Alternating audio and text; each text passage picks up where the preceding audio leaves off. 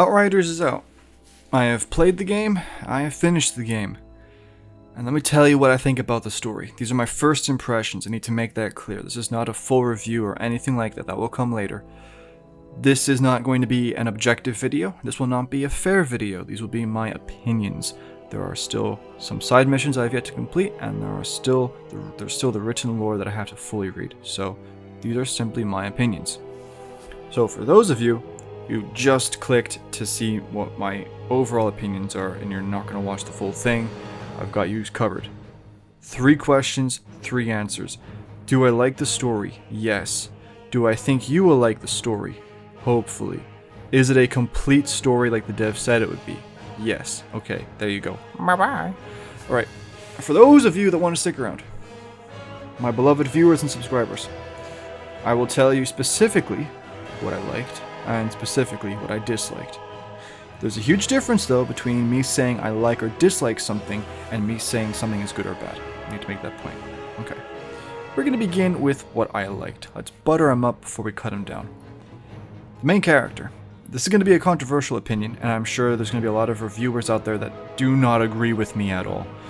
But the main character is personally one of my favorite main characters of all time. Let me explain that. Some people might consider this guy or gal to be just a random, generic, tough person. I don't see it like that. I see this character as a grizzled veteran of Earth, a mercenary and a survivor of Earth falling apart, and also an altered. And especially from my Gauss video or Gauss video, if you've seen that, I explain that the altered have their personalities, well, altered. And although, just because our character looks like a normal human, doesn't mean the mind hasn't been touched. So, when I see the character acting tough, I see reasoning behind it. I don't just see them being tough for the sake of it. The character feels human. What I mean by this is they have a personality, this is made very clear, and they act based off that personality. You can nearly predict how this character is going to act, just because it's like you know them. You know them. When somebody says something, you know already if how they're going to react. And it just feels good. It feels good to watch them interact with other characters. It feels good to be able to know this person in a way, if you get me.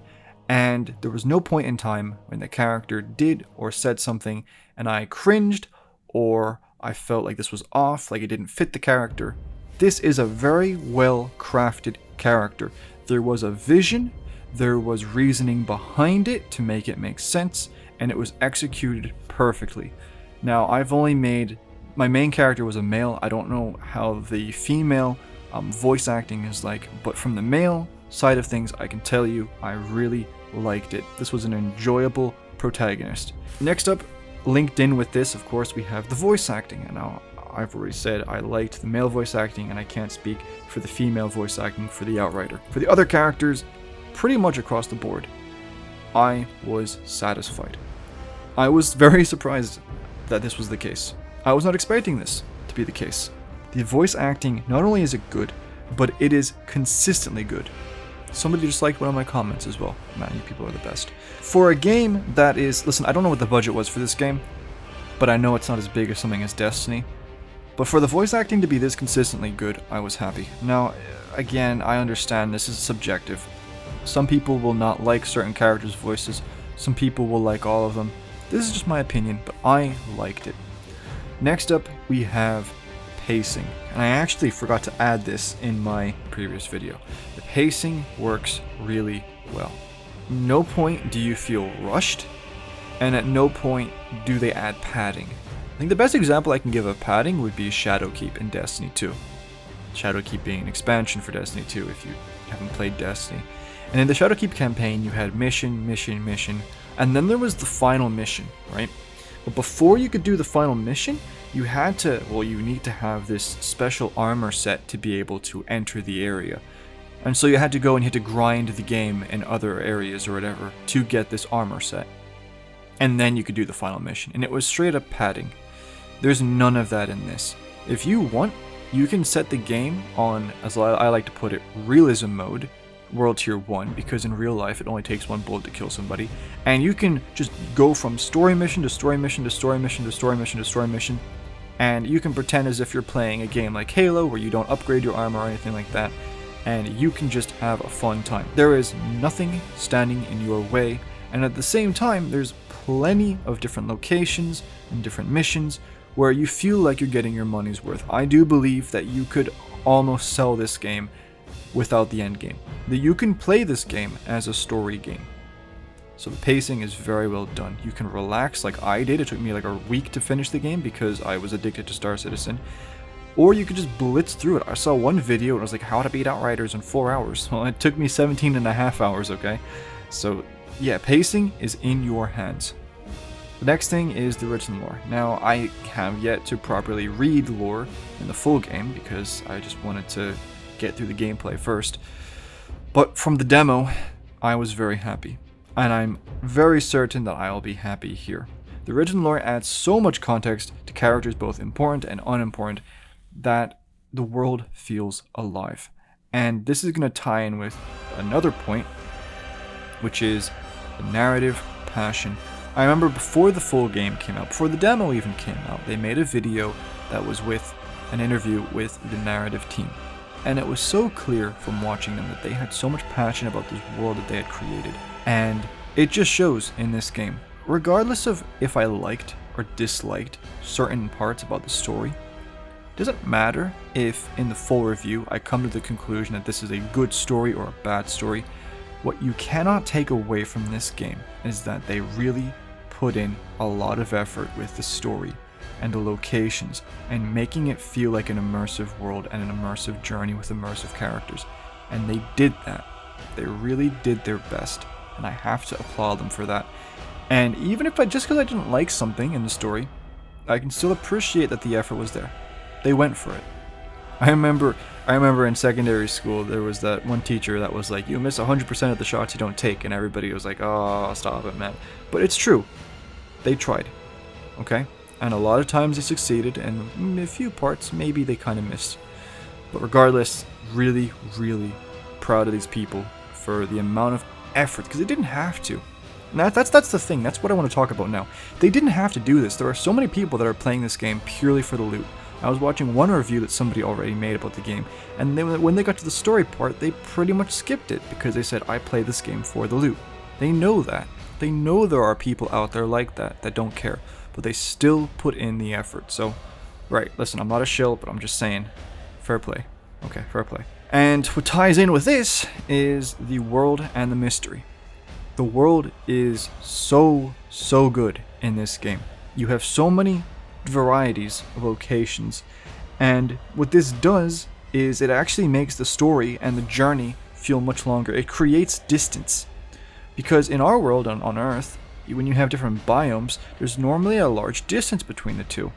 So in this game, when you go from mountains to say a desert, subconsciously you feel like you've traveled a very far distance, and it makes it feel like that very long, tedious journey, and it gets you in the zone, and it gets you in the narrative. And what adds to this is the mystery. These aren't just random locations. There's, especially when you get to the ruins in the jungle and the desert area, and when you get to the human remains, there's that mystery in the architecture, in the dead bodies, in all of that. You feel this rising question, because at the start the question was, what is the signal? What is the anomaly? But then later on, when they start adding these things in, that curiosity and that burning desire to find out gets bigger and bigger and bigger. And your expectations about how complex this answer could be gets bigger and bigger and bigger. And all of this, of course, is tied in with the effort they've put into the game. And I am happy with all of it. I liked the world, I liked the mystery in the world, and I liked the narrative passion that caused those things to be the way they are. Okay, that's enough of that. Alright, we buttered them up, now let's scorch them. Let's talk about things I didn't like. First thing is the music. I didn't like it. I'm trying to be nice, I'm not going to be mean, I'm not going to bash them. Let's just start off with the fact that it's not my genre of music. Okay, that's all I'm going to say about that. It's not my personal taste in music. If you've listened to my intro enough times, you know what kind of music I like. Second thing, and I think most people will understand it, even if they don't agree with it, is the lack of variety in music. It seems like most levels have around just one combat track, so when you start fighting, and at the same time, the most egregious example of repetition is the sad song. I haven't looked up the OST. I haven't found out what the name of the song is. But I call it the sad song because they use this in the sad moments.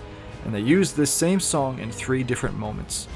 When you're talking to Captain Tanner in the prologue about all the people that we've lost and all that. When you learn about how Jakob escaped the Caravel and the whole story about Chana and how he found her and all that. Sad moment, sad music. And then when you bury Jakob, sad moment, sad music. I don't want to... I can't... There's not much I can say without seeming like a total bully. So I'm not, but I didn't like it. I didn't like it. And for music and people, it's different. Really different for a lot of people. But for me, when I don't like the music, it does affect me and my mood. It makes me not enjoy things as much. But that's that. That's my biggest complaint, and that's the most subjective part of this whole video. Next up, we have that fact that some of the characters feel off. The key 3 being Moloch, Seth, and Bailey. Moloch is the most, in my opinion, artificial character of the bunch. He literally feels written to be an enemy, and yet, for some reason, we didn't kill him. Because I absolutely nuked him. And it's not necessarily that I was over-leveled, but the fact that his abilities were just... I'll be honest, it seemed like Seth was far more of a powerful character than Moloch was. And bringing us to Seth, it seems like the whole character's purpose was to preach about Moloch and to look cool walking around and getting barbecued by Moloch. Yeah, I don't know. I would go into way more detail with this, and I probably will in the full review, but for the sake of time, I'm just going to say I felt like there was something off about Seth. And then there's Bailey. Bailey literally feels tacked onto the journey, and she feels like just mean for no reason. I understand that she was supposed to help us get through some minefield, but after that I can't even remember why she stayed with us. So, in the full review, when I go back and do my research, maybe there's some magical reason why she is supposed to be with us all the way to the end, but until I find that answer, I felt like this character did not belong, and she felt off. But those, apart from that, all the other characters for the most part feel very well done, so I can forgive that. Next, we have the lack of enemy variety, and this is a huge issue of mine because for me it breaks immersion, and there were several times where I actually stopped playing the game and just kind of looking at it and thinking about it. You have only 2 groups of enemies in the game. You have the insurgents and then the Pefero, whatever you want to call them, the alien dudes, you know what I'm talking about. The ones that rush you. Now you have, sure, in different locations, a lot of different enemy factions, but they're all reskins of the insurgents. You've got the riflemen, the sniper, the guys that are armored that walk up to you with shotguns, and you have the tanks with the miniguns. And you have the suicide runners with the melee weapons. You can think about all the different locations and you will come across those different types of enemies. And the worst example of this was the ferals. I remember when I first saw the ferals, I freaked out and I was like, yes, thank goodness.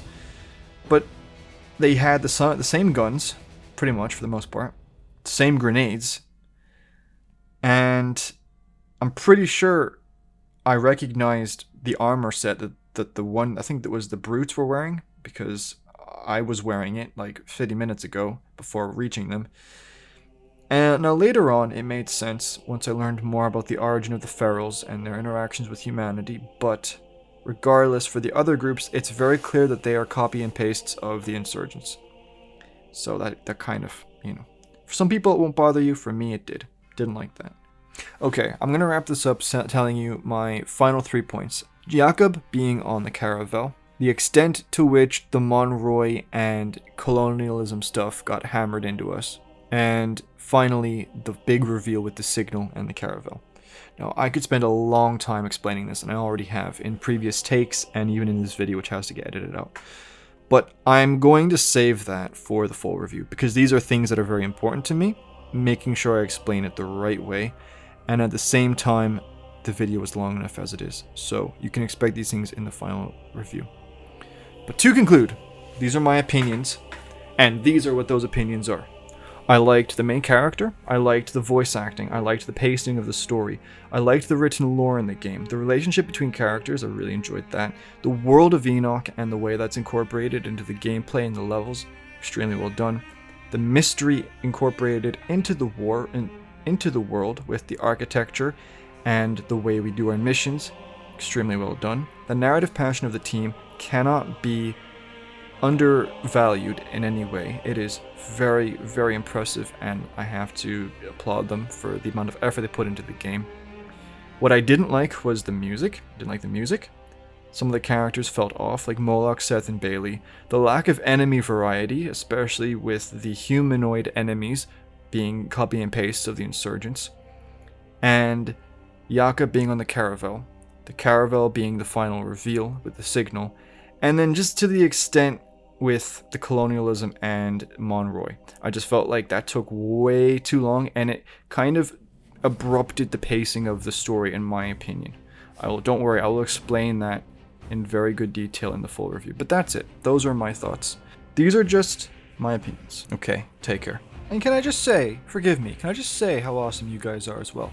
Subscribers and viewers alike. Keep it up. Keep up the good work.